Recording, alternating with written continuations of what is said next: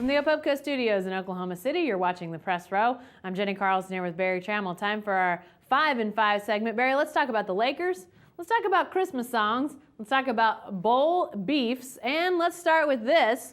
First of all, Mike Gundy, everybody talking about if he's leaving Oklahoma State. What's his biggest beef, speaking of beefs? Well, I mean, the disagreement between Mike Gundy and Mike Holder has come to the forefront.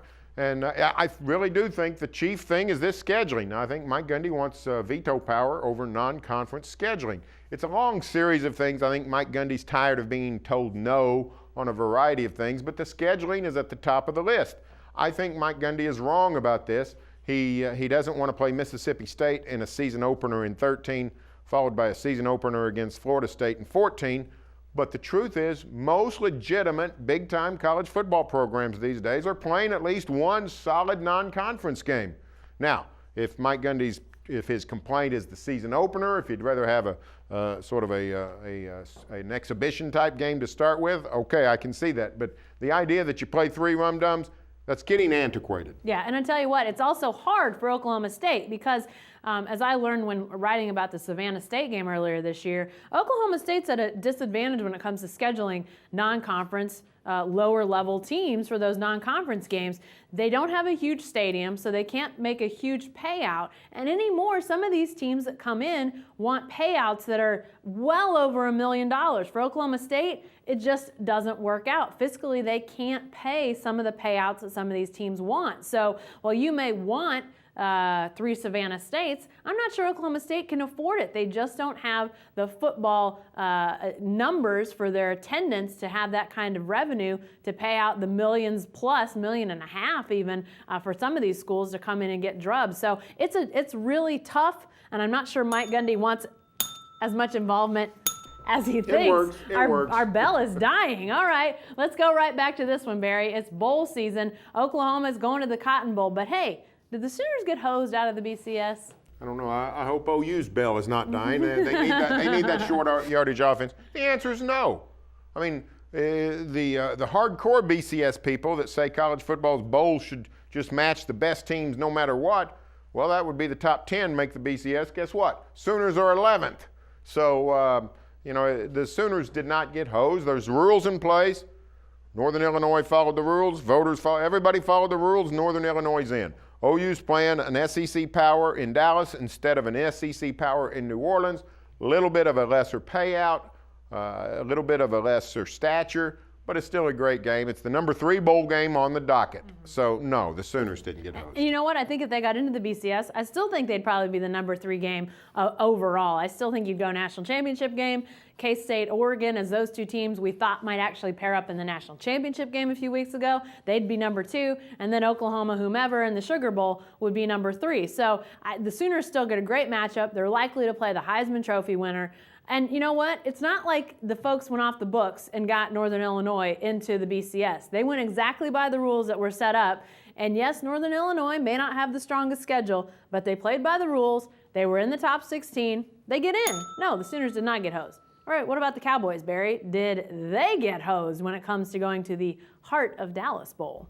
Yes, they did. They did. OSU deserves a better bowl. They tied for 3rd in the Big 12. Now, the Big 12 in the middle, from Texas down to Iowa State, it's a big jumble. If you want to throw out Iowa State, you still have 6 teams there at 8-4 or 7-5. You have 5 at 7-5, but clearly OSU stands above. They tied for 3rd. They were the 5-4. They were, along with Texas, OU, K-State, the only teams with winning records in the Big 12.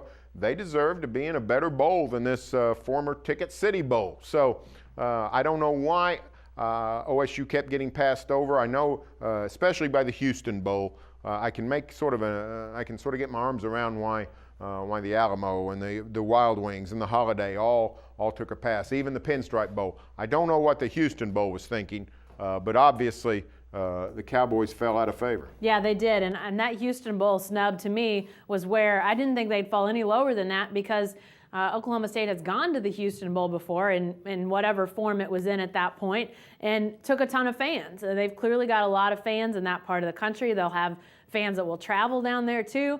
I'm just not sure Texas Tech fans are going to rush to go to the Houston Bowl. I did not get that at all. But Barry, it reminds us that in the bowl business, what the Bulls want to do, the Bulls do.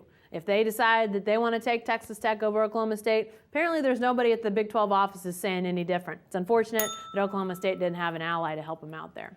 All right, our fun question of the week, Barry. It's Christmas time. Did you know? You knew. I did know. Tree's up at the Trammell House. It is up at the Trammell House. All right, so what's your favorite Christmas song? Well, I mean, there's two levels. There's three kinds of Christmas songs. There's bad Christmas songs, which there's a bunch of them. There's good Christmas songs, and then there's "Oh Holy Night." So "Oh Holy Night" blows everything away. If you want something secular, I like all kinds of. I Saw Mommy Kissing Santa Claus. You like that It's a song? fantastic Aw. tune. What a great song that is. But no, "Oh Holy Night" it reigns supreme. I'll go with the secular choice. I will pick, and this is a new one, I know, but Mariah Carey singing "All I Want for Christmas Is You." I love that song. It's a good one. I don't know why. I don't like Mariah Carey. I don't particularly like many secular Christmas songs, but if that one comes on the radio, I'm going to listen. All right, lastly, Barry, what about the Lakers? Are these guys contenders or pretenders? Well, they're the great pretenders is what they are. They stink, for crying out loud, and I don't see them getting any better.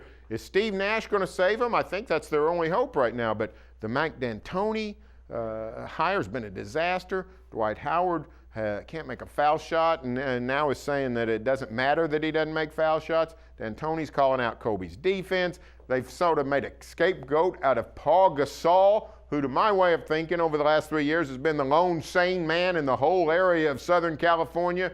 The Lakers are a total mess. I don't know how they messed it up. Frankly, I mean, you look at everything they had going for them heading into this season, and you thought, these guys are going to be scary good. They've completely messed it up. And I think you have to start with the firing of Mike Brown. I know there are some people that would say you have to cut your losses and move ahead. But when you move ahead to a guy that wants to run and gun and you've got an old team, that doesn't make any sense at all. To me, that was the first of the dominoes, the big dominoes to push over. Obviously, injuries and things like that, you can never tell what's going to happen. But I'm done saying that it's only a matter of time with the Lakers. I thought that at the beginning of the year. Now I think, they may make the playoffs, but they're going in as a very low seed, and they're not getting past the first round. I just do not see it happen at all. I think they get drubbed Friday night by the Thunder. Hey, be sure to stay with the best coverage team anywhere at newsok.com and every day in the Oklahoma.